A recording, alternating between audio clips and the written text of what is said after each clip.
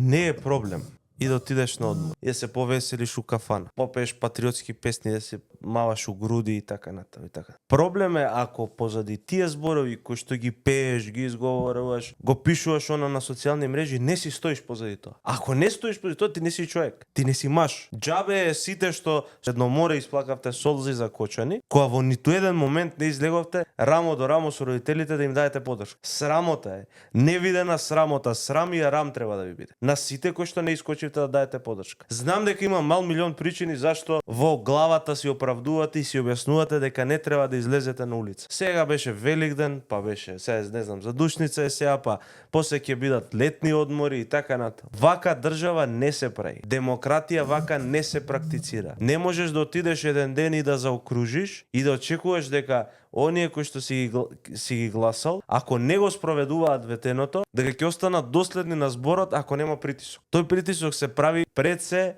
на улица преку мирно изјаснување на својот револт. Пак ќе кажам, не е проблем да одите на одмор. Одморот сите реално сме го заслужиле. Живееме на вистина една држава катастрофална, кај што секој ден е преживување. Треба малце да пуштиш мозок на пасење. Ама имаме работа тука да завршиме.